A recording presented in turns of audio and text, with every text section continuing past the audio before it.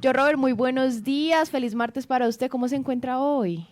Muy buenos días para ustedes en la mesa, para los amables oyentes y para todos quienes nos escuchen. Muy bien, muy amable, muchas gracias.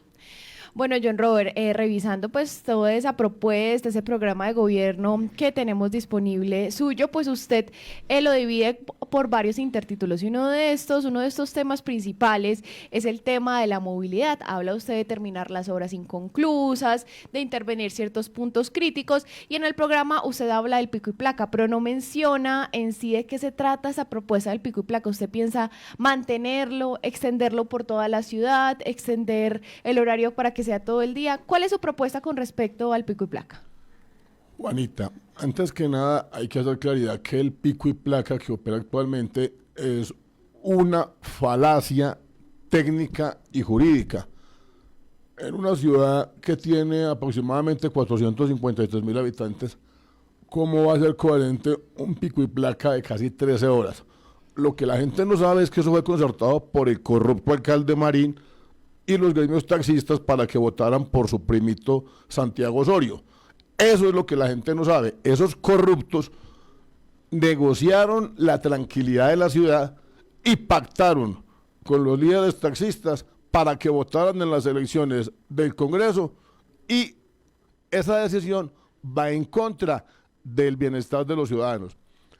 Ahora, hay que dejar claro que un antecedente fundamentado en una sentencia que tiene vigencia y que esa sentencia está fundamentada en un estudio técnico donde para esas calendas se demostraba que la ciudad no requería un pico y placa. Ahora, se supone que este pico y placa está fundamentado en la ejecución de unas obras de manera estratégica, haciendo énfasis de manera especial al intercambiador vial del sector de los Cedros, pero nada que ver.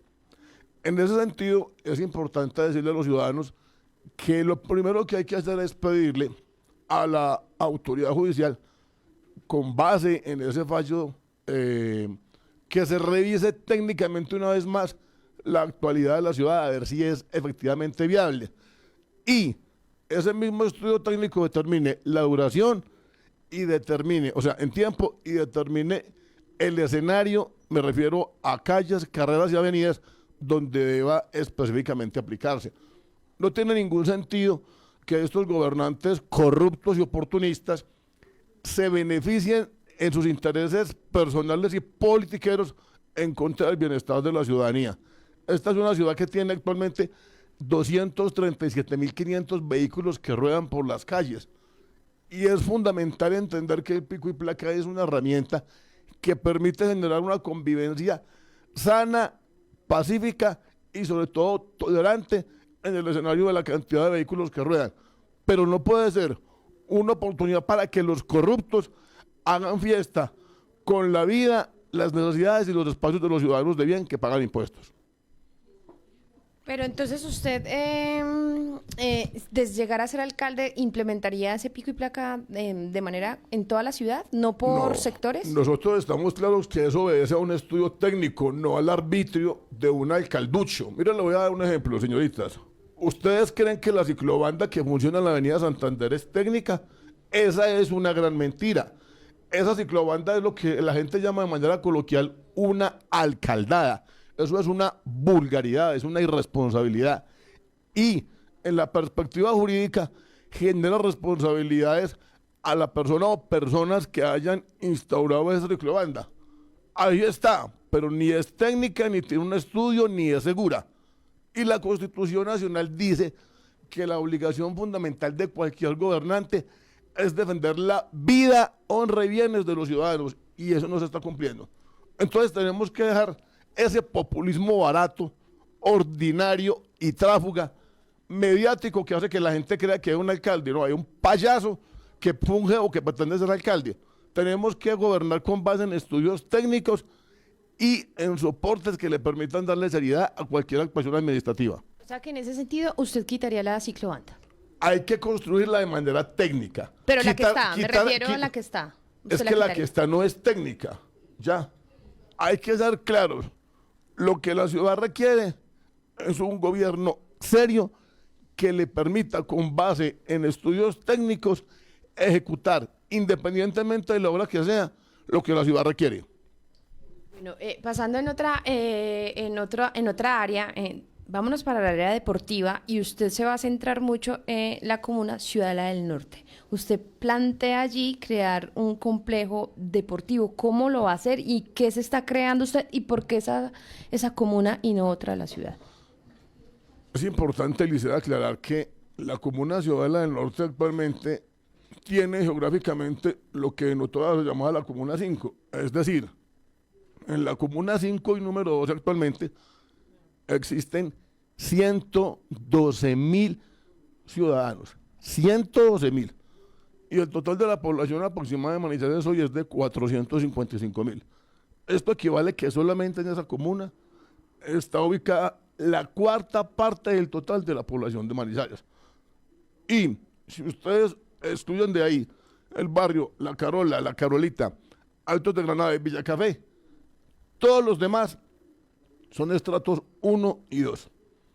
Y en ese sentido tenemos que entender que es la mejor forma de iniciar un proyecto que hemos denominado Escuela Popular del Deporte. Y la Escuela Popular del Deporte está enfocada en que los niños entre 5 y 11 años tengan la oportunidad de practicar actividades deportivas en distintas disciplinas que le generen un aprovechamiento del tiempo libre, perdón, un aprovechamiento del tiempo libre, pero con un acompañamiento y en la construcción de procesos. Me explico. Deben tener un entrenador de la disciplina que corresponda. Hemos proyectado principalmente con base en lo que nos dice la comunidad, que sería fútbol, baloncesto y voleibol o porrismo, que está muy de moda y que tanto niños como niñas lo quieren practicar. Entonces debe tener el entrenador, el uniforme, psicólogo, nutricionista, motivador y naturalmente la garantía de que tengan los uniformes y la posibilidad de estar con los elementos mínimos, incluido el agua para el entrenamiento.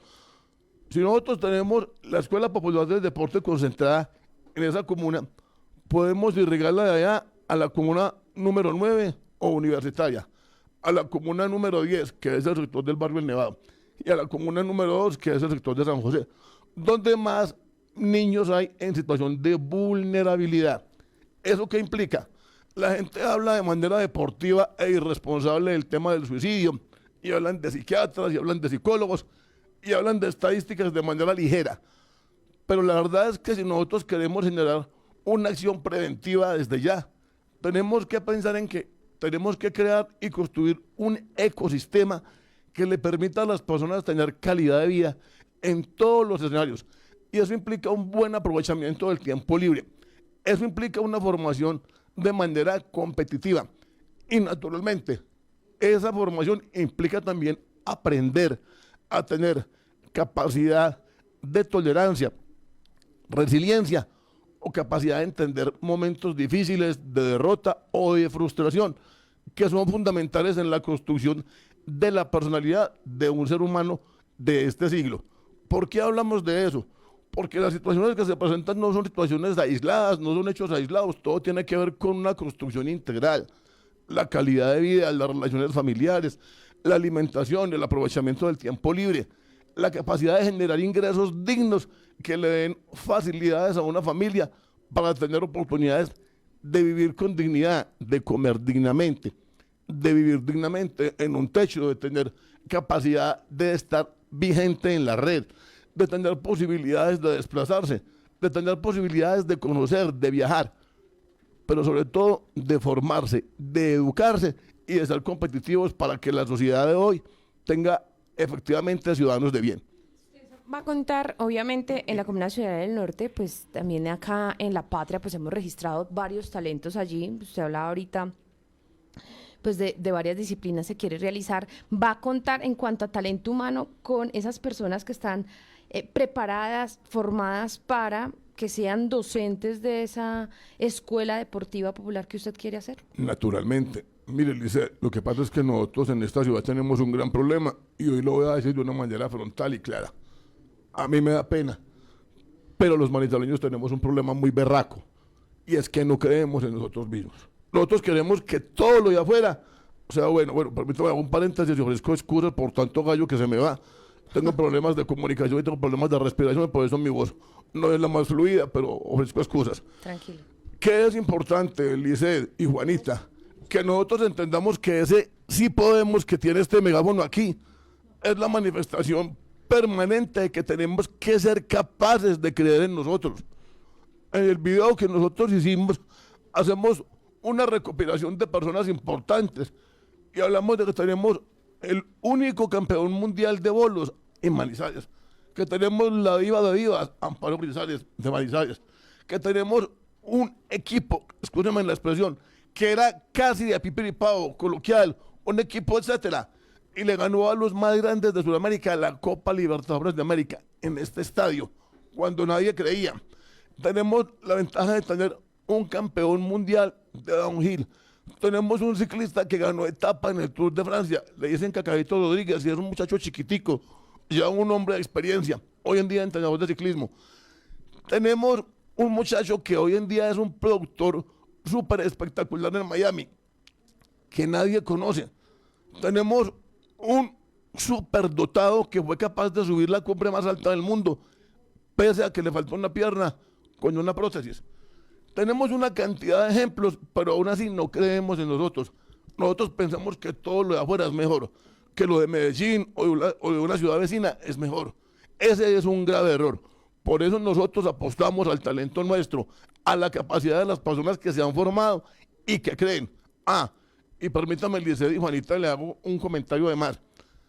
Es fundamental que nosotros reconozcamos que el mundo de hoy demanda otra formación académica y que el mundo está diciendo la tecnología es una realidad objetiva hoy, pero aún así seguimos formando profesionales en otras disciplinas que si bien son importantes no son tan demandantes como lo que hoy demanda el mundo. Tecnología, desarrollo, software, datos, ciencia de datos, análisis de datos, estadística. ¿Qué es lo más importante? Entender que Manizales debe prepararse para poder hacer parte de este mundo de la tecnología en el que las oportunidades son infinitas y sobre todo en la posibilidad de ofrecerles empleos dignos, bien remunerados y en la inmensa mayoría de las veces por trabajo remoto, es decir, desde su casa. No tienen que desplazarse, lo cual les ahorra tiempo y dinero. No tienen que pagar internet ni computador porque las empresas para las cuales trabajan se los proveen. Y lo más importante, un muy buen aprovechamiento del tiempo libre porque la gente cree que solamente en Estados Unidos o en Europa se pueden tallar 2 o 3 trabajos. Con el modelo de trabajo remoto, aquí en esta ciudad se pueden tallar 2 o 3 trabajos que le permitan ingresos a una persona y aparte de eso le permiten estudiar una carrera formal si fuera de su consideración. Yo voy a hacer una pregunta y es políticamente hablando. Usted Yo soy políticamente incorrecto. pertenece al Partido Liberal, Sí, claro, hace muchos años. aspiró a esta alcaldía por firmas, Sí. pero obviamente al no alcanzar ese requisito de firmas permitido, pues usted recibe el aval de el Partido Ecologista Colombiano, ¿cierto? Ecologista Colombiano. ¿Qué pasó? ¿Qué pasó con el Partido Liberal? ¿El por qué usted no aspiró o no tuvo ese respaldo o ese aval para aspirar en esta oportunidad a la alcaldía de Manizales? Lisset, es que yo hice parte del Partido Liberal hasta el año 2007. O sea, si usted cuenta, hace 16 años que yo no hago parte ni de esa organización política, ni de ninguna. Las personas suelen confundir las capacidades individuales y profesionales de los seres humanos. Y en este medio es muy fácil decir, usted es de tal partido o es de tal persona. No, yo soy de mi mamá y de nadie más. Además me mando solito. Yo hice un ejercicio en el gobierno anterior a título personal, ¿ya? Y yo he tenido la oportunidad de estar en muchísimas campañas políticas de diferentes partidos, pero además lo he hecho como asesor, como estratega o como gerente, es decir, como un administrador. ¿Por qué el Partido Liberal? Yo fui concejal hace 22 años, 23, de ese partido, hace 25 ya, de ese partido, ya. Pero eso es historia. Yo no tengo ningún vínculo ni nada que me genere una relación con ellos. ¿Por qué yo no aspiré por ese partido? Porque yo hice el ejercicio pensando en los ciudadanos. Esta es una candidatura que se define a partir de la intención del ciudadano, no del poder de las maquinarias. Hicimos el ejercicio de la recaudación de firmas. Aquí no hubo empresas de logística, aquí no hubo personal pago, aquí no hubo nada de eso y alcanzamos a recaudar 60.000. Entendiendo que esos 60.000 nos dieron la confianza, Lisset y Juanita, lo que hicimos fue acceder a esta oportunidad que nos brinda este partido, que tiene menos de un año, que no tiene maquinaria, que no tiene estructura y que es un partido político absolutamente novedoso. En ese orden de ideas nosotros estamos claros en que nuestra participación en esta candidatura se debe al ciudadano manizaleño, a la gente. Y permítanme les ahondo más. Además, permítanme hacerles una sugerencia respetuosa a todos los ciudadanos. Miren, hoy esta ciudad tiene 140.000 ciudadanos absolutamente indiferentes, es decir, que no votan por nadie. Hay 20.000 más que votan en blanco. Eso, con el debido respeto, no le aporta nada a la sociedad. Y 10.000 más que no marcan el tarjetón. Es decir, esos son los que van únicamente preocupados porque le den el certificado para decir al jefe, deme mediodía libre, o el 10% de descuento en la matrícula, o para un Sisbén, o algo así. Es decir, no son conscientes de que su voto tiene realmente la fuerza para cambiar la historia. Si sumamos esos tres ítems, da 170.000 ciudadanos manizaleños absolutamente indiferentes. Y la maquinaria, ya terminó Lisset, solo con 50.000 coloca alcalde. Nosotros estamos acudiendo a esos 170.000, porque en esta candidatura no hay puestos, no hay prebendas, no hay refrigerio para las reuniones, no hay plata para el que traiga el bus lleno. Aquí estamos haciendo una propuesta de ideas, una propuesta fundamentada en el interés del ciudadano manizaleño, pero sobre todo en la capacidad de gobernar, teniendo en cuenta que el jefe es el ciudadano, no el jefe político, no el gamonal ni el partido de turno. Para conquistar a esa comunidad que me acaba de nombrar, que aún no se decide, que no sabe cómo se vota, que no sabe marcar un tarjetón, ¿cómo va a hacer usted? ¿Qué va a hacer en estos 27 días que quedan para las elecciones? Miren, nosotros estamos trabajando hace más o menos 10 meses. Muchas gracias por el agüita, mi señora. Nosotros estamos generando conciencia. Estamos haciendo escenarios de diálogo puerta a puerta y reuniones pequeñas. Nosotros estamos tratando de consolidar esto en un mensaje directo y a través de las redes sociales. Nosotros no podemos desconocer el poder de la maquinaria. Nadie lo puede desconocer. Les voy a dar un ejemplo. Mientras yo como candidato alcancé a colocar 3 vallas, hay candidatos que tienen hasta 38 vallas. 38. Sin hablar del número de pendores. Sin hablar de las inversiones cuantiosas que se hacen en redes sociales. Nosotros tenemos que un megáfono para que nos identifique, que implica que este megáfono es la voz de los que no tienen voz. Y seguimos buscando concientizar al ciudadano, diciéndole, miren, aquí sí hay por quién votar. Es más, voy a ser absolutamente incorrecto, pero claro, políticamente incorrecto. Aquí solo hay 2 candidatos que tienen la experiencia de haber gobernado esta ciudad. Un exalcalde y yo. De resto, ninguno tiene el conocimiento. Habrán sido secretarios de despacho, muy bueno. Pero no es lo mismo ser secretario de despacho que gobernar la ciudad. Y les voy a decir algo muy importante. Hoy, la ciudad requiere con urgencia un gobernante con experiencia, con conocimiento, con capacidad y sobre todo con carácter. Y esos requisitos los cumplo yo. La experiencia la tiene un exalcalde que es candidato.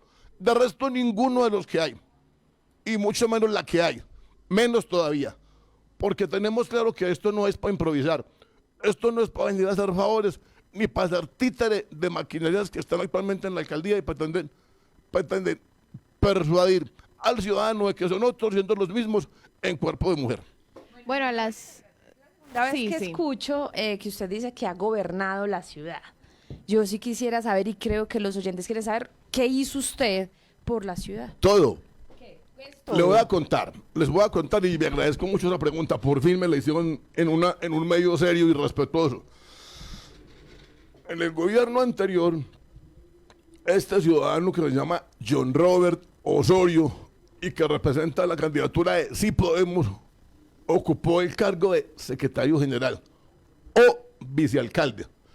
Y desde esa secretaría se proyectó y se ejecutó el 99% de las obras y de las acciones que el gobierno anterior realizó. Es decir, desde esta cabeza, desde esta mente y desde este corazón. Alguien me va a decir, eso suena muy ególatra o vanidoso. No. Este diario funciona porque hay un equipo muy grande, pero aquí había un director que se llama Nicolás, que fue el que en los últimos 20 años fue capaz de liderar todo este proceso. En la cancha Messi es uno, solo es nadie, pero con equipo es Messi. Eso hacía yo en la alcaldía de Manizales, ser Messi. Yo fui el creador del intercambiador vial de La Carola. Yo fui el creador de que se instalaran las 467 cámaras de seguridad que actualmente tiene la ciudad de Manizales. El proyecto estaba ahí. El proyecto siempre estuvo ahí. ¿Qué hicimos? Fuimos capaces de ejecutarlo. El deprimido de Campo Hermoso, que entre otras cosas esa obra se perdió. Vaya, revisen, les invito a cualquiera que revisen que esa obra se perdió. 27.000 millones de pesos. El puente de la Autónoma, que este bandido miserable de Marín apagó.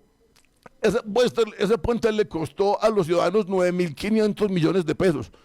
Y la iluminación costó 550 millones. Esa era una zona deprimida de la ciudad. Gracias a esa obra y a la iluminación se volvió turística, pero este bandido corrupto fue y lo apagó y volvió a ser una zona deprimida. Fuimos capaces de crear las condiciones para que se invirtieran 70.000 millones de pesos en la mejoría de la infraestructura en colegios públicos, tanto urbanos como rurales. Y con base en eso fuimos capaces de construir 2 colegios nuevos, el de San Peregrino y el de La Linda.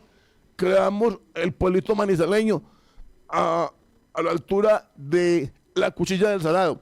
Fuimos capaces de convocar a la ciudadanía para que se creara ese ambiente. Fue la primera vez que el Reinado Internacional del Café descendió a la masa humana y estuvo haciendo parte literalmente de lo que es hoy la realidad objetiva del ciudadano, las veredas, donde se reúne la persona que habita el campo y que hace parte realmente de eso. Aparte de todo, tuvimos la posibilidad de generar cultura. Gracias a nosotros existe el café Un Manizaleño, que es el café que creamos, que nos inventamos y que además patentamos a nombre del municipio para que cualquier persona lo pueda usar, lo pueda comercializar. ¿Y eso que busca? Generar sentido de pertenencia, generar identidad cultural. Nosotros finalizando el siglo XIX y empezando el siglo XX, fuimos la capital mundial del café, pero esa historia se olvidó. Esa historia está tirada al abandono y nadie tiene presente que nuestra fortaleza, que nuestra berraquera, que nuestra genética está literalmente ligada al café. Pero aparte de eso, logramos que esta ciudad ocupara los más altos sitiales de honor en el ámbito nacional. La mejor ciudad para hacer negocios, la ciudad con menos homicidios, la ciudad con mejor calidad de vida, la ciudad con mejor calidad de agua, entre otra cantidad de logros que se consiguieron en ese momento. ¿Qué es hacer? Liced no es el que salga y reciba los aplausos, es el que hace, es el que construye. El hospital de mascotas está allá. Fue una obra de 3.500 millones de pesos que está tirada, que es un elefante blanco. pero gracias a mi convicción, a mi esfuerzo y naturalmente a mi liderazgo, con un gran equipo de toda la alcaldía, allá la obra está construida, está abandonada, está tirada, pero ahí está. Y pudiera enumerarle una cantidad inmensa más. Aparte de eso, yo manejé 27 juntas, todas las juntas, todas, incluido que participaba en la de Confa y en la de la CHEC. Esas no las manejaba, por las demás sí. Tengo para decirle que Asbasalud estaba para liquidar. El centro de recibimiento de menores estaba para liquidar. No lo dejamos liquidar. Al contrario, lo sacamos adelante. Tengo para contarle que la Caja de la Vivienda sí tocó liquidarla por el nivel de corrupción que había, pero creamos la unidad de vivienda que es más efectiva. People Contact, después de que se robaron 48.500 millones de pesos, ahí lo dejamos funcionando, se lo volvieron a robar desafortunadamente. Igual que la ERUN, donde se robaron 70.000 millones, donde sacamos adelante una cantidad de apartamentos para los ciudadanos de la Comuna 2 o San José. Es decir, nuestro liderazgo, nuestra capacidad de gobernar, nuestra visión, pero sobre todo nuestra capacidad de ejecución, fue lo que hizo que asumiéramos este reto y tengamos la experiencia para decir, gobernamos. Y ahí le cuento el 10%, si quiere y me da tiempo, le cuento el 90% restante de lo que hice. Bueno, buenos días, John Robert. ¿Cómo está? Yo venía aquí escuchándolo muy juiciosamente y a estas mujeres aquí. Y pues, hombre, yo estoy realmente sorprendido. Me he enterado que usted dejó hace tanto tiempo el Partido Liberal. He encontrado que usted gobernó esta ciudad y aquí lo está explicando bastante bien, pero pienso en este momento en Octavio Cardona. Entonces, ¿qué estará? Si Octavio lo está escuchando, dirá, oye, entonces, ¿yo qué hice? ¿Cómo fue eso ahí? Entonces, si usted era Messi, mejor dicho, Octavio, ¿quién era? No, Octavio era el titular y yo era el que hacía. Es que, a ver, en este periódico, ¿qué hace el director? Firma los editoriales y ¿qué más hace? Nada. O usted hace todo. Si quiere lo coloco en ese contexto. Se lo devuelvo. No, pero yo se lo estoy devolviendo. No, es que el entrevistado es usted, no, ya me preguntar. Es que yo se lo estoy devolviendo exactamente igual, mire. Yo lo que hablo, lo hablo en el marco del más profundo respeto. Un buen líder no es el que hace, es el que sabe delegar. Y el señor Cardona fue un hombre hábil para delegar y tuvo la fortuna de tener una persona como yo que sabe ejecutar. Entonces, lo que hicimos fue un gran equipo por y para la ciudad. Y trabajamos para la ciudad, no para un partido, no para una causa política. Trabajamos para la ciudad. El desarrollo, el grado de confianza, el grado de amor propio que la ciudadanía obtuvo en ese periplo fue mayúsculo. No lo digo yo, lo dicen las cifras de Manizales cómo vamos. Hoy cómo ha descendido la capacidad de creer en la ciudad y el pesimismo frente a un gobierno literalmente obtuso, corrupto y politiquero. Le voy a dar este ejemplo, Fernando. Yo le invito a que rememore cuánto tiempo se demoró la construcción del intercambiador vial de la Carola. Y tiene 3 puentes, más el intercambiador. Solo 2 años y medio. Y le voy a dejar algo claro, tuvimos un retraso de 8 meses, porque infortunadamente, al hacer una de las intervenciones, encontramos que la tubería que conduce de ese sector de la avenida Kevin Ángel llevaba el agua hacia el sector de Chipre. Entonces tocó hacer una interrupción, Aguas tuvo que hacer una intervención, redireccionar la tubería, y ahí perdimos un tiempo. Y le voy a contar una mejor todavía. Permítame ser coloquial y con el respeto de los amables oyentes. En nuestra sociedad, diciembre es una fecha maravillosa. Entonces, la costumbre es que la gente va y corta el lecho y quema el marrano. Nosotros nos encontramos ese lecho a un costado de la obra y nos metimos 6 meses para que el ministerio nos permitiera no cortarlo, correrlo, trasladarlo, reubicarlo. El Ministerio del Medio Ambiente. Pero pese a esos 2 escollos, tuvimos la capacidad de terminar la obra en 2 años y medio. Con ningún sobrecosto. Naturalmente, hubo un aumento en el costo de la obra, pero estaba fundamentado. Yo le pregunto, pregúntale a los ciudadanos de la Comuna Ciudadana del Norte qué tan satisfechos están con un trancón de año y medio que llevan todos los días por falta de planificación, porque no hubo gestión predial, porque para este gobierno corrupto, el principio de planeación, que es de carácter constitucional, se volvió simplemente una anécdota, no existe, y lo más lamentable es que los entes de control no actúan, no vemos ningún tipo de acción, no vemos a nadie responsable. Y le voy a decir algo más, yo los invito a ustedes a que revisen esta comparación. Hace poco estuve haciendo una declaración ante una autoridad judicial donde me decía que adjudicaron un contrato de 134 millones sin tener experiencia. Y yo decía, este país es maravilloso. Yo quiero ver como ciudadano y reto públicamente aquí al que me escuche, a que me digan cómo van a demostrar que adjudicaron la línea 3 del cable a una empresa de papel que se llama Ideas Más, sin ningún tipo de experiencia, por 150.000 millones de pesos. Eso es la diferencia entre lo que hizo el equipo de Cardona y John Roder. Eso no se compara. Y le voy a dar un dato más. Yo le quiero invitar a cualquier ciudadano a la siguiente reflexión. ¿Cómo va a ser posible que nosotros dejamos la línea 3 casi en fase 3 y costaba en el 2019 108.000 millones de pesos y la adjudicaban en el 2022 por 150.000 millones? Es decir, hay 42.000 millones más de sobrecosto. Y le voy a decir, le acepto el tema del dólar, válido. La inflación, válido. Le acepto todos los fenómenos económicos. Pero me van a decir que costó literalmente casi hoy el 50% de más del valor inicialmente pactado. Eso es una gran mentira. Hoy la sociedad está pagando en 3 contratos casi 85.000 millones de pesos de sobrecosto, y se lo voy a demostrar. La PETAR, yo fui el que lideró la PETAR, Mesa hizo las gestiones con el ministerio, yo generé el sobreendeudamiento con bienes futuras, tanto en la Junta de Aguas como en el Consejo de Manizales, que además ese burdo del actual alcalde, ese payaso de Marín, se opuso a ella, la votó en contra, y eso queda el alcalde verde. Y hoy se van a gloria de decir que la adjudicó. La pregunta es esta: valía 110.800 millones, y los invito a que revisen en este mismo diario el valor en noviembre del año 2019. 110.800 millones.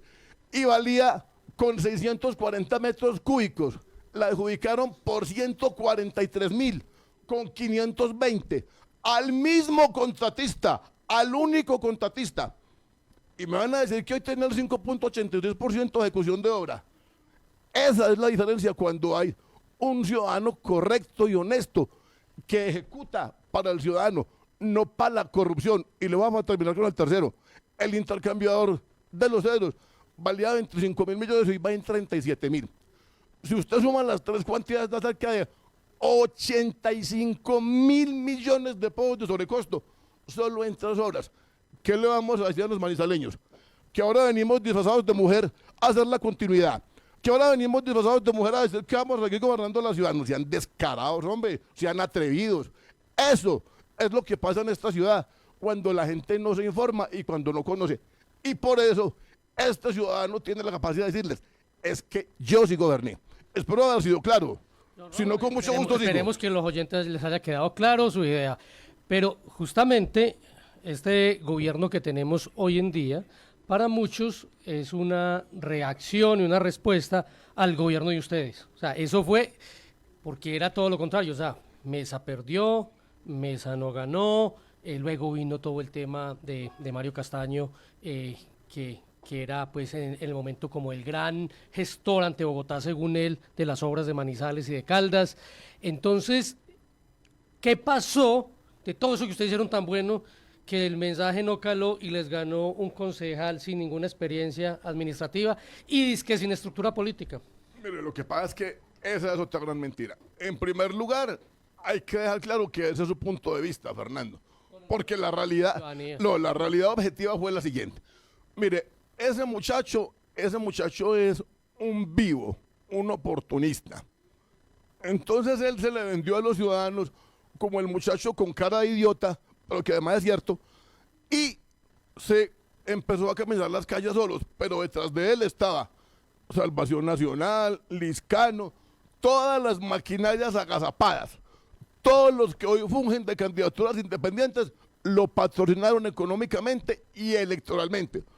Bien pueda revise de quiénes son las secretarías allá. No solamente hoy, en todo el periodo de los 4 años. A la ciudadanía, perdónenme la expresión, le hicieron conejo. Le metieron el dedo, perdóneme por favor lo ordinario de la expresión, pero quiero ser claro. ¿Por qué? Porque le pasó lo mismo a Bogotá, y lo mismo a Medellín, y lo mismo a Cali. Eso fue una oleada de cambio en la que sencillamente la gente sentía que había que tener un cambio, pero un cambio por cambiar. Ahora, yo tengo que reconocer que esa gente tuvo un factor determinante en la capacidad de concitar a la gente joven. Y la gente joven a veces desafortunadamente no piensa, sino que actúa por instinto. Y encontró unas propuestas además mentirosas, además totalmente traídas de los cabellos. Permítame abrir un paréntesis. Un colega de ustedes, no voy a decir el nombre, director de un medio, me dijo, ¿cómo te parece que mi sobrina, que es abogada, y el marido, que es ingeniero, votaron por él, por la promesa de que iba a subsidiar el transporte público? Y cierro el paréntesis, perdónenme, pero hay que ser muy taimado para que 2 profesionales de ese nivel no entiendan que, si bien el transporte público es eso, un servicio público que prestan particulares, y yo le digo desde todo punto de vista, ¿quién va a ser tan irresponsable de subsidiar un transporte que, si bien es público, es un servicio que prestan particulares en desmedro de todos los demás?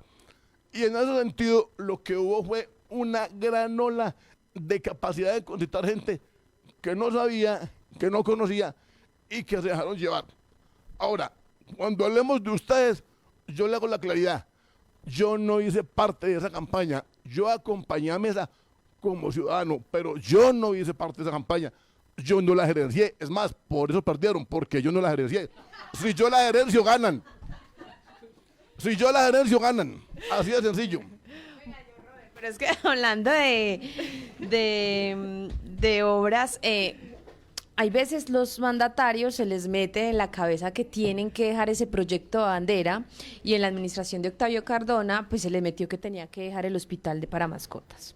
Cierto, usted ahorita pues estaba echando flores sobre esa gran obra, pero ahora vemos Elefante Blanco, usted lo llamó, Así pero es. ahora vemos que, digamos que por el capricho de dejar el hospital de obras, pues, perdón, el hospital para mascotas, pues ahorita vemos que es una obra en donde se malgastaron los recursos porque pues no está sirviendo absolutamente para nada. No, Lisa, estás equivocada totalmente.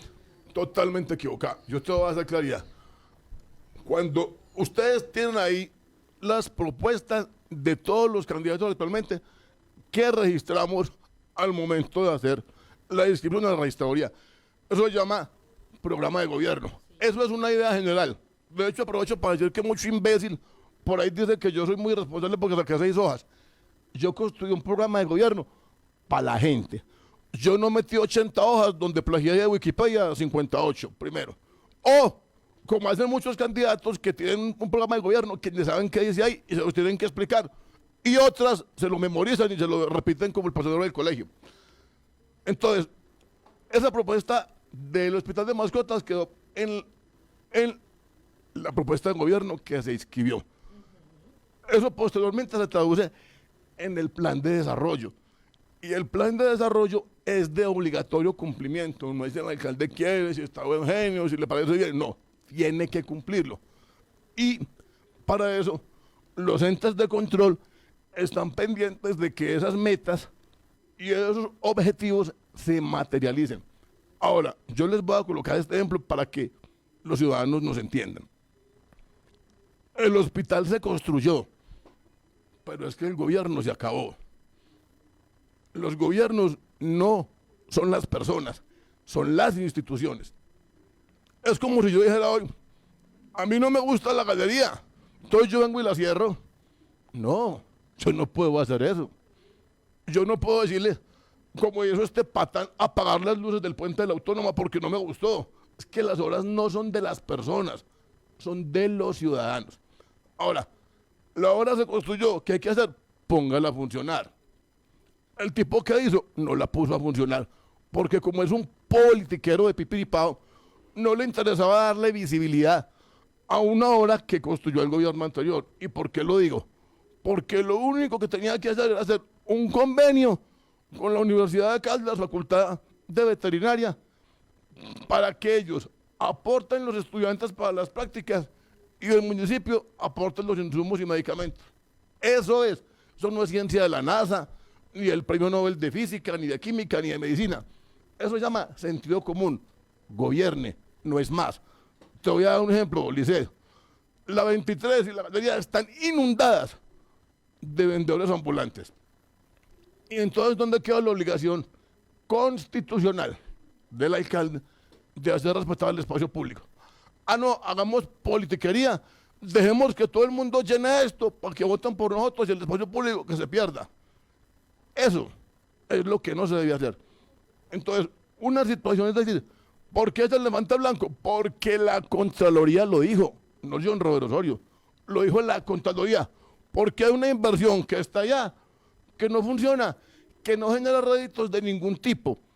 Y en ese entendido es determinante que nosotros concretemos hoy que las acciones en el marco de un gobierno son para el mejoramiento de la calidad de vida de los ciudadanos. Y les voy a cerrar a todos con este ejemplo, este pedacito. Ahí acaban estos payasos de inaugurar supuestamente una central de tránsito. Entonces, cuando yo soy alcalde, voy y la pago, porque yo soy muy berraco y porque a mí no me gustó. A eso equivaldría literalmente a hacer lo que hicieron con el hospital de mascotas. El hospital está ahí, pero no lo han puesto a funcionar. Entonces, es excesivamente irresponsable. Y es sobre todo corrupto hacer lo que están haciendo. Yo no puedo pretender asumir que una obra que no es de mi agrado o que hizo todo gobernante no funciona porque no genera réditos políticos y sencillamente yo me vuelvo loco. Eso es lo que desafortunadamente ha sucedido ahí. Ahora, con bombos y platillos, no, Giselle, perdóname, Giselle, sino que es que nosotros tenemos que entender que las cosas buenas hay que contarlas, igual que las malas. Lo que pasa es que las malas dan más vitrina que las buenas. Y desafortunadamente, la obra es de los manizaleños. Y un gran número de personas en esta ciudad cree en acciones como esas. ¿Qué requerimos? Que ese hospital lo pongamos en funcionamiento. John Robert, usted también habla en sus propuestas acerca de la creación de la Secretaría de Desarrollo Económico. Pues ya sabemos que el próximo alcalde iniciaría también con la nueva Secretaría de Cultura, y una de las críticas de estas secretarías nuevas, por ejemplo la Secretaría de Agricultura, ha sido el bajo presupuesto para estas nuevas entidades, ¿cierto? Cuéntenos de qué se encargaría la Secretaría de Desarrollo Económico y por qué usted propone crearla. Mira, Juanita, perdón, esa es una gran pregunta.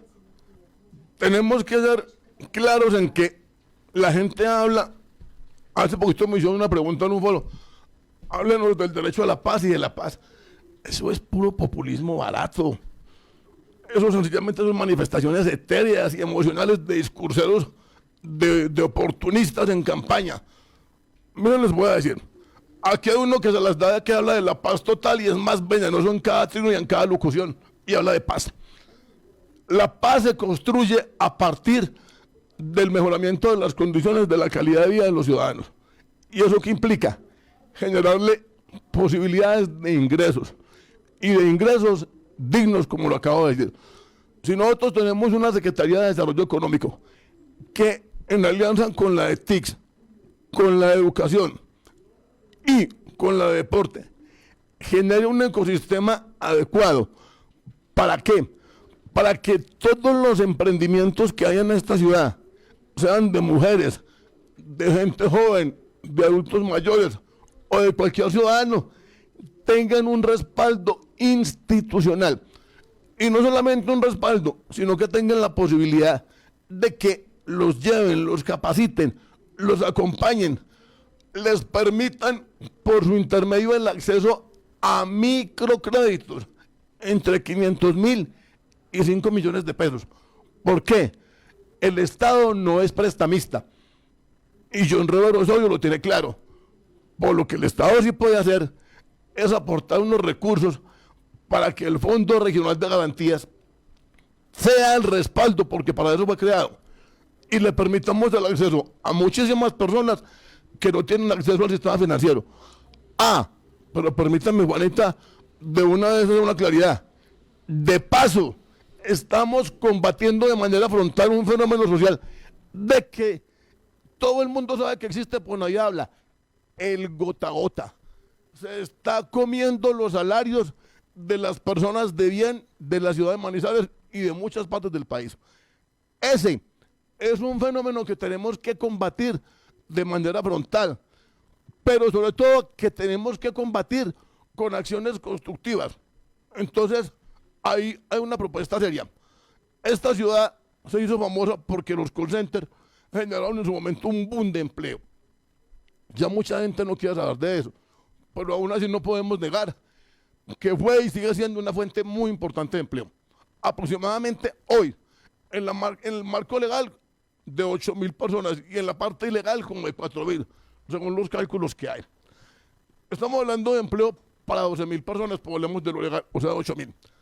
Nosotros esperamos que en el gobierno, si podamos formar en 4 años 20.000 personas bilingües, 5.000 por año, Lisset, Juanita y Fernando, y además de sus oyentes.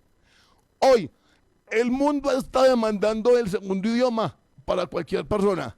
Si nosotros logramos hacer que 5.000 ciudadanos sean bilingües, vamos a tener la oportunidad de que haya un ejercicio mínimo de un acceso a 2,5 millones como salario básico para las personas que sepan inglés. Óigame muy bien, estoy hablando de 2,5 millones de salario básico.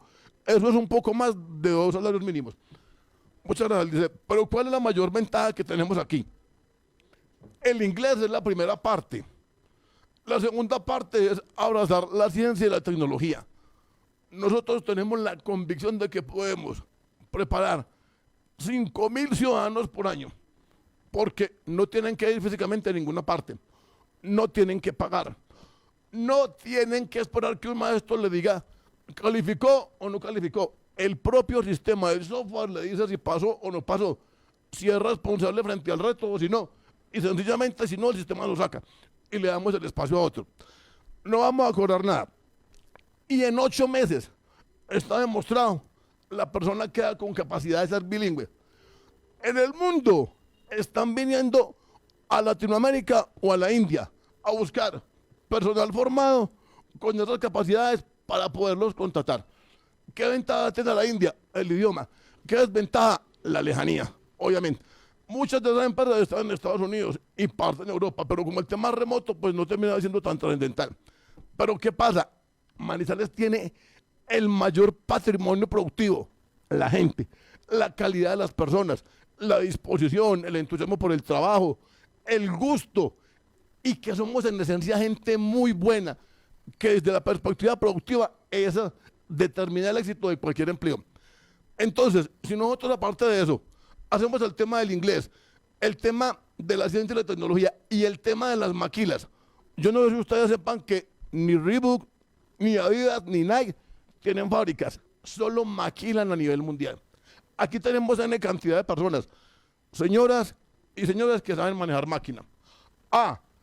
Entonces capacitémoslos para lo que el mercado está pidiendo.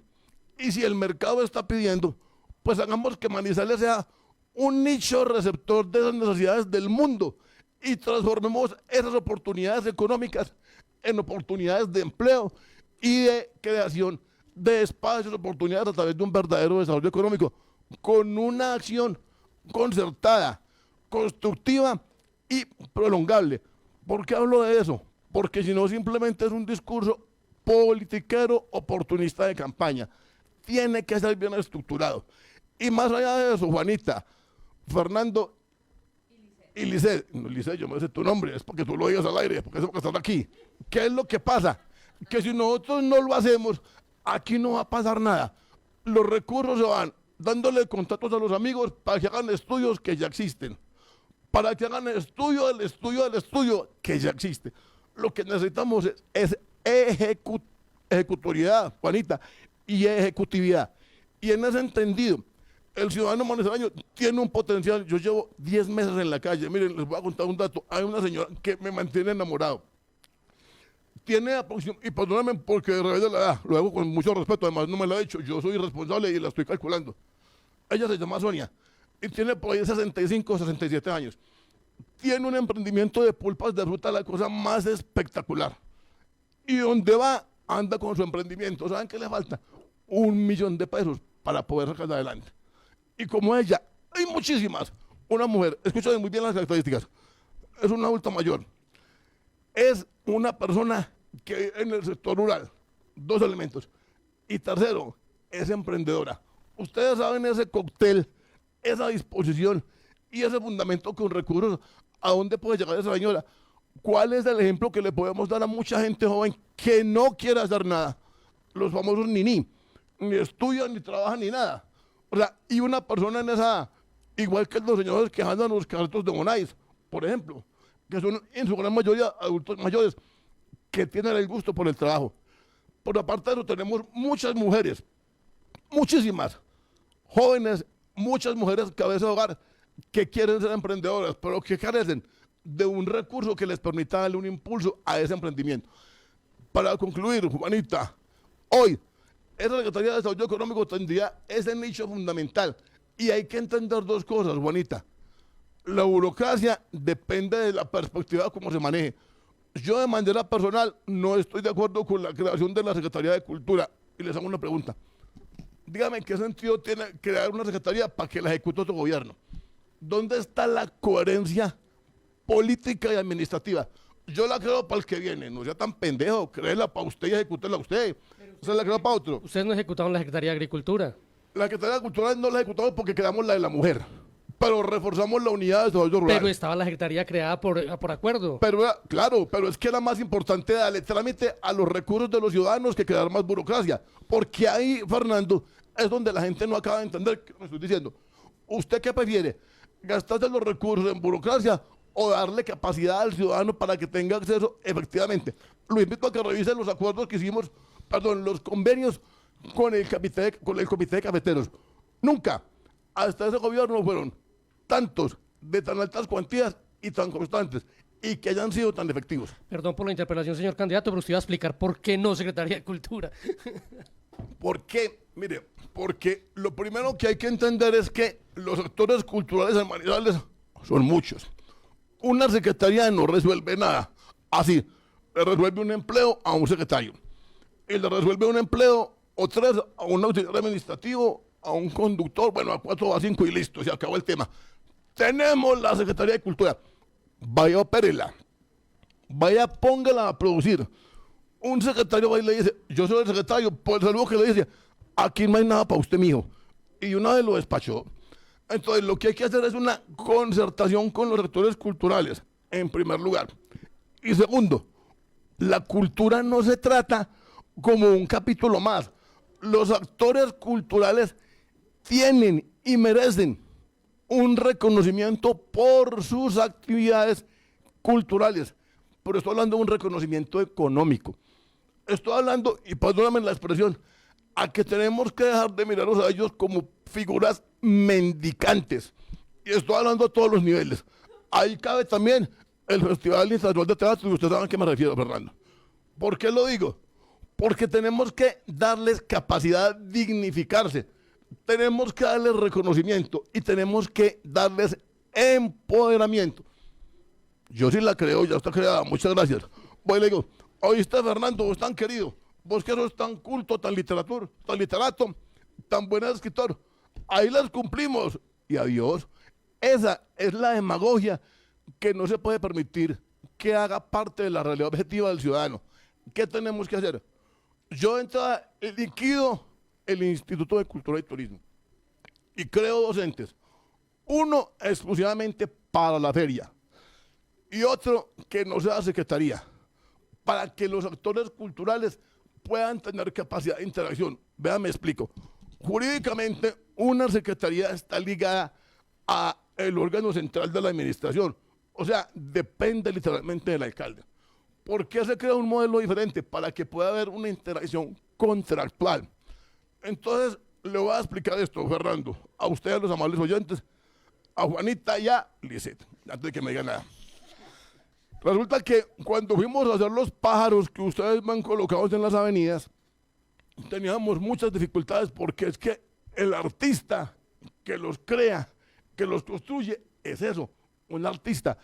Él no es un vendedor, él no es una empresa, es un ciudadano que ama lo que hace. ¿Qué dificultad de la secretaría que yo manejaba, la Secretaría General? Pagamos varios pájaros de esos. ¿Cómo hicimos para pagarlos?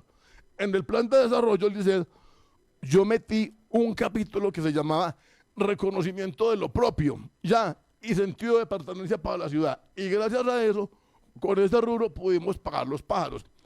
¿Qué sucede? Que para el artista es absolutamente complejo el tema contractual. Y muchas veces por ese tema se pueden venir muchas cosas abajo. Si no me creen, pregúntenle a Memo Vallejo y a Juan Manuel Llano, para que tengamos un ejemplo concreto. Entonces, ¿qué tenemos que hacer?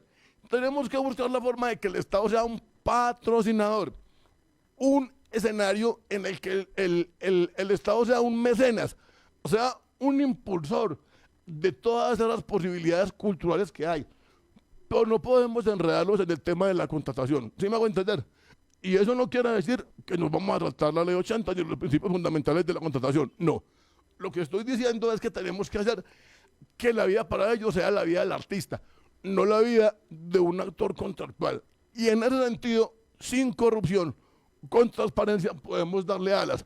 Le voy a dar este ejemplo a todos ustedes y a la audiencia, perdón.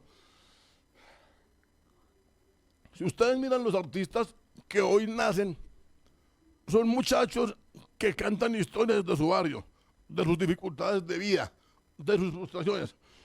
Yo estuve en Aranjuez en una reunión, habían por poquito 45 muchachos, un viernes a las 8 de la noche.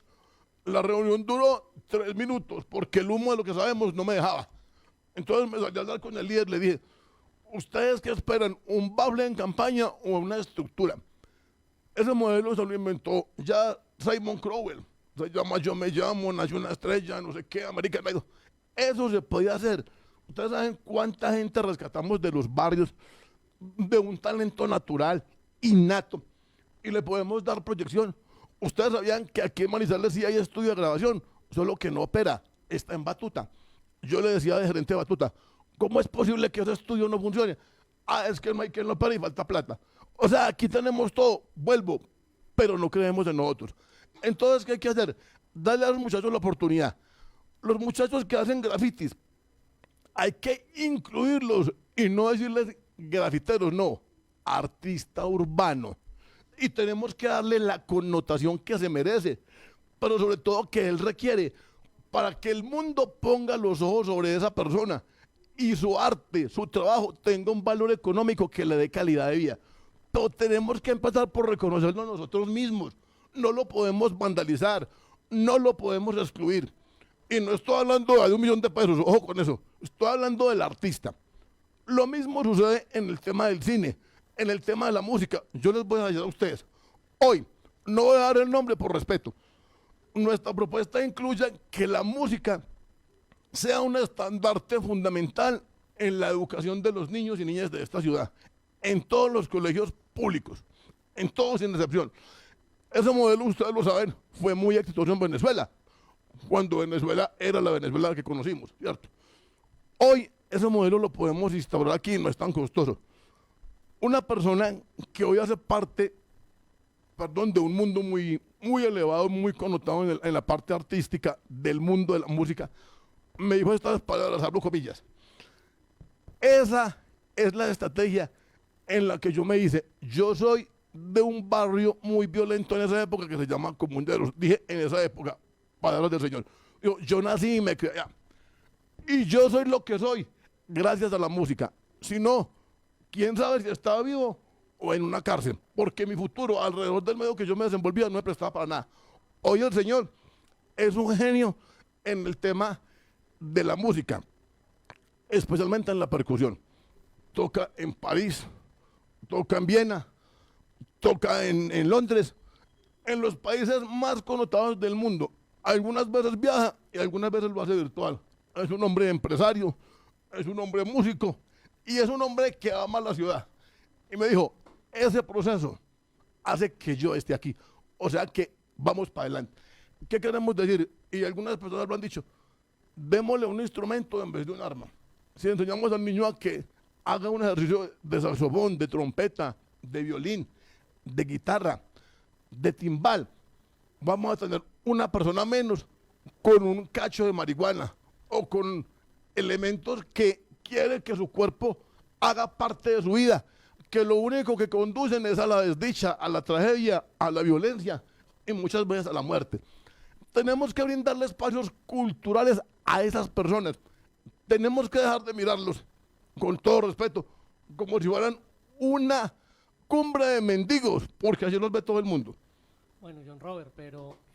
Una secretaría no construye nada de eso. Ok, pero como usted ya gobernó, entonces a usted le pasa lo de Rojas. También hay que hablar de las cosas que no salieron tan bien. Y lo del Instituto de Cultura en esa alcaldía salió bastante mal, tanto que hoy están reclamando por vía judicial platas que estaban aprobadas para pagar y no se pagaron en su momento. ¿Qué fue lo que pasó entonces en esa administración? Usted tiene razón en ese punto. Lo que pasa es que es muy importante decir que hay una situación desafortunadamente muy incómoda, que hoy voy a contar aquí.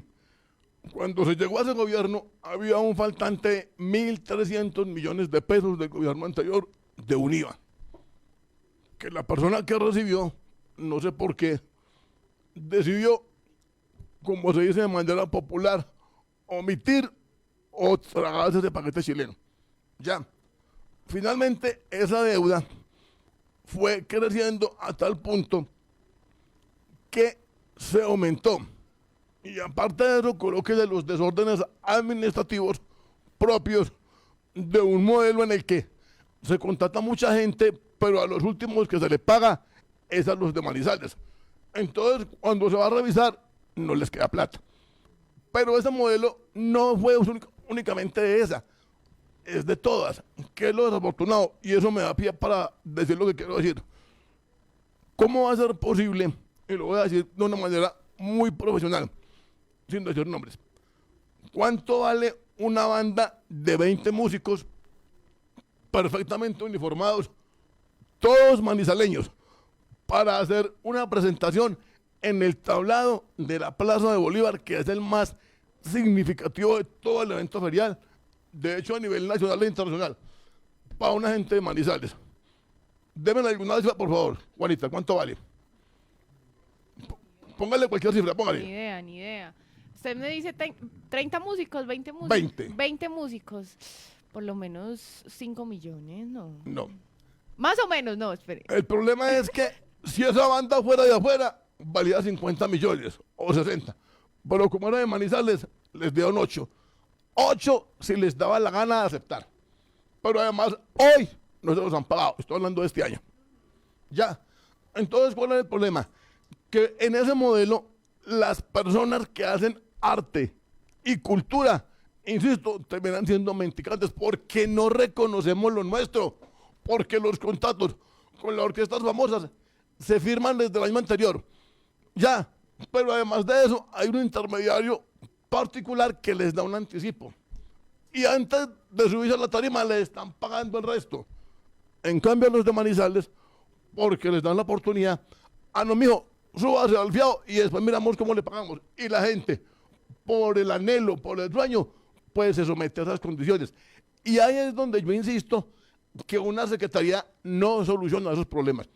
Tenemos que crear una figura diferente en la que les demos legitimidad y en la que les paguemos lo que es, lo que les corresponde y lo que su arte, su talento y su conocimiento vale. Si nosotros mismos no nos apoyamos, si nosotros mismos no le damos un reconocimiento y un valor, entonces ¿quién lo va a hacer? Tenemos que hacer la parte que los catapulte, que los impulse, que les dé ese reconocimiento. Por eso le digo, Fernando, de una manera muy respetuosa, eso literalmente se hizo costumbre y sigue pasando. Es un problema estructural y naturalmente hay que responder a quien debe responder. Robert, y justamente sobre pues esas cosas que usted dice haber gobernado la ciudad, Entonces le voy a hacer la pregunta que le hice a Rojas. ¿Qué no haría? O sea, ¿qué eso que hizo, cómo gobernar, cómo tomar decisiones, cómo una obra, lo que sea? ¿Qué usted el aprendizaje de haber estado en esa Secretaría General tanto tiempo y ejecutando tantas obras y planeándolas, qué no repetiría para mejorar en caso de llegar a la alcaldía? Mire, Fernando, la verdad es que jugar a ese ejercicio es maravilloso, pero yo tengo que decirle con humildad que las equivocaciones, los errores, son los que lo construyen a uno, son los que lo hacen mejor. Le voy a dar un dato. La parte más compleja es a veces lograr concitar que las personas se enamoren de lo que tienen que hacer. Me explico. Yo me gané una fama de ogro y de, bueno, aquí no voy a decir palabras porque me regañan, y de lo que sabemos. Porque cuando usted se compromete realmente, tiene que entender que los tiempos en el Estado son muy diferentes al tiempo de más. Le voy a colocar un ejemplo. Una licitación X se demora 90 días. Eso son 3 meses, la cuarta parte del año. Pero solo cuando usted la publica, solo cuando la publica, porque previamente usted tiene que haber hecho una cantidad de elementos sobre la parte precontractual para poder llegar solo a publicar los pliegos. Si se le presentan. Y si en los que se le presentan sale uno que efectivamente cumpla y le pueda adjudicar. Estoy hablando que enero se pierde y diciembre también, entonces le quedan 10 meses. De esos 10 meses ya van 3 solo en la parte contractual, le falta la pre y la post. ¿Me hago entender? La gente no entiende eso. Cuando uno juega con los tiempos contractuales, que es el carácter constitucional y legal de la norma, y que es de obligatorio cumplimiento, que la gente no entiende, que uno no puede tomar el calendario como si fuera el cumpleaños de uno. Tiene que cumplir. Entonces, ¿qué pasa ahí? Cuando uno le dice a un funcionario público X, necesito por favor tal documento. Sí, la semana entrante, y hoy es lunes. Venga, ¿por qué me dice que para la semana entrante? Es que estamos muy ocupados. No, es que yo lo necesito para mañana. No tenemos tiempo. Bueno, entonces lo necesito para mañana y si no cuadramos. Y al día siguiente el documento está. Y usted pregunta, ¿cómo se hizo? Es que el señor es muy bravo y jode mucho. Entonces uno dice, ¿por qué tienen que pasar ese tipo de cosas, cierto? Digamos que no digo que lo cambie, pero lo haría de una manera diferente. Correcto. ¿Por qué? Porque a veces nos cuesta mucho sintonizarnos con el progreso y entender que los tiempos no son de nosotros, son de los ciudadanos, porque las obras se construyen, se ejecutan los proyectos para los ciudadanos. Y hay que entender que todos los aportes que hagamos redundan en un beneficio para todos y cada uno de los ciudadanos. A nosotros nos encantaba que viniera gente de afuera, porque la gente decía, qué ciudad tan espectacular, qué ciudad tan bonita, qué ciudad tan bella, qué cultura, qué orden, qué limpieza. Bueno, hasta que se inventaron las famosas carecas y esto se complicó mucho. Pero ¿por qué les digo eso? Porque, digamos, Fernando, que lo único que yo quisiera poder corregir es la forma de dirigirme y ser más persuasivo y menos impositivo. ¿Por qué? Porque a veces las personas, cuando no nos enamoramos de lo que estamos haciendo, no logramos conectar y entender que es que el beneficio es para todos, porque se benefician nuestros hijos, no los partidarios políticos, ni los que votaron por uno, no, todos los ciudadanos. Y en ese escenario hay que entender que la ciudad es de todos. Yo les cuento, yo soy hijo de un desplazado de la violencia política del Valle. Mi papá era un hombre adinerado de cuenta de su papá, pero llegó siendo pobre. ¿Por qué? Porque la violencia les arrebató 3 fincas, los cultivos de tabaco, los animales, bueno, todo eso. Pero salvaron su vida. Todo lo que hizo mi papá, por dicho, todo lo que hizo mi abuelo, redundó en mi papá. Lo que mi papá hizo redunda en mí, lo que yo estoy haciendo redunda en mis hijos y ya en mi nieta. Pues la gente no entiende que esto es una cadena y que tanto lo bueno como lo malo redunda en la sociedad. Entonces, si nosotros hacemos lo que nos corresponde hacer, a lo que nos comprometimos y para lo que nos pagan, porque además el municipio paga muy bien, es cuestión de que nos unamos y logremos sacar una ciudad adelante en conjunto. Es lo único que cambiaría, comillas, que mejor corregiría. Oiga, John Robert, ¿por quién va a votar para la gobernación, hombre? Ahí sí me la pusiste muy dura. O les voy a ser sincero. Voy a hablar sin nombres. No. No. Estos candidatos a la alcaldía todos son igualitos. Les voy a decir esto, miren.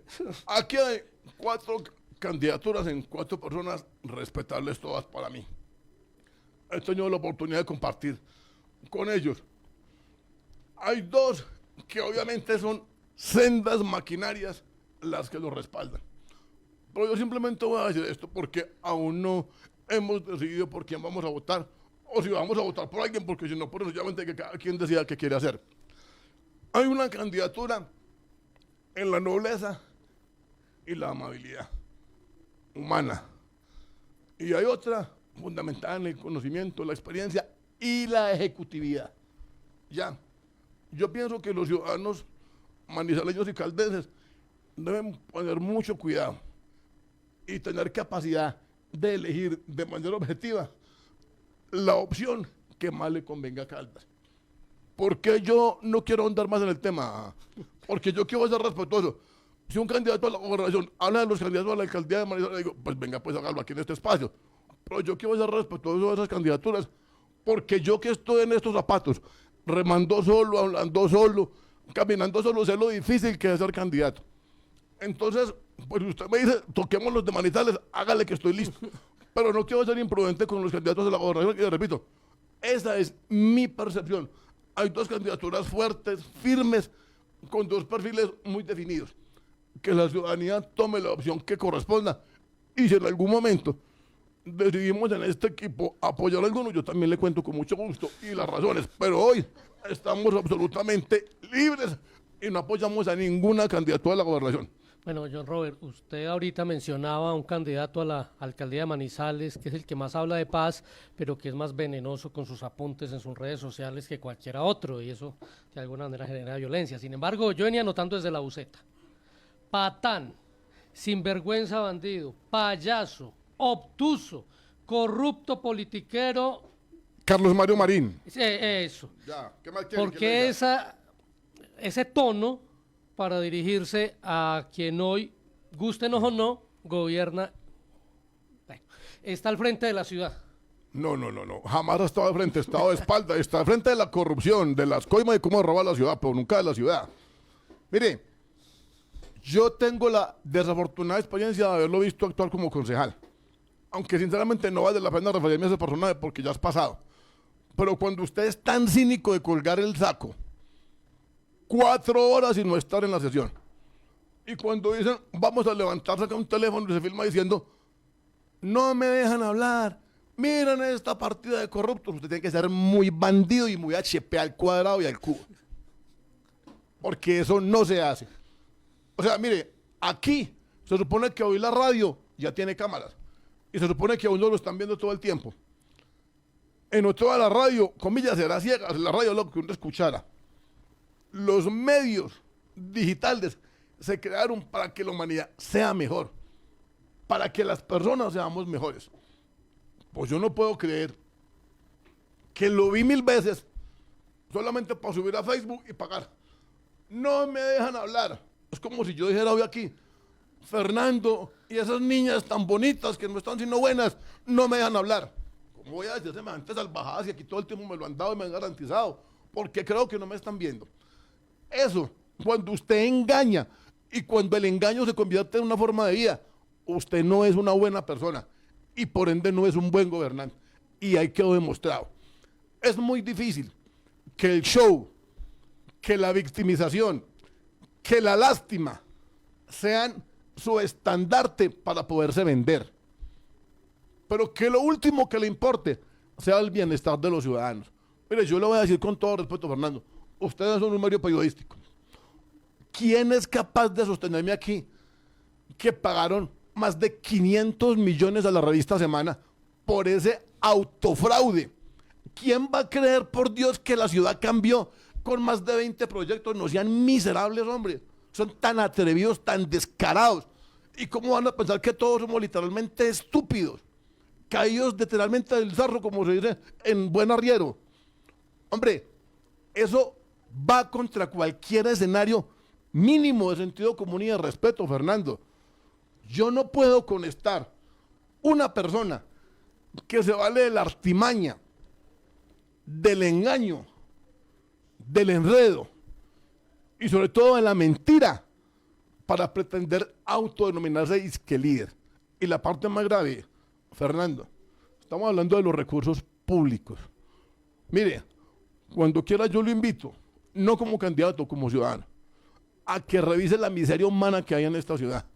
La cantidad de falencias en los niños, en las madres cabezas de hogar. Es muy triste ver, sin mencionar nombres para no estigmatizar, mamás llevando al niño al jardín mientras consumen solución o mientras consumen algún tipo de droga o algún tipo de cigarrillo. Mire, que no es cigarrillo. Y entonces los recursos públicos, como le acaba de mostrar, se quedan en 3 contratos torcidos, 85.000 millones, que ¿dónde están?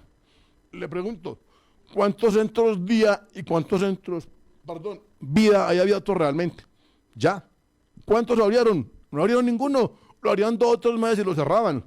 Las casas de la cultura, igual. No es sino mirar las vías de la ciudad, que eso les da un reflejo perfecto. Entonces, cuando usted se genera un culto a su ego, a su vanidad, a costa de la calidad de vida de todos los ciudadanos, con los recursos públicos no es más que un bandido. No puede ser nada diferente. Y para terminar le voy a decir esto.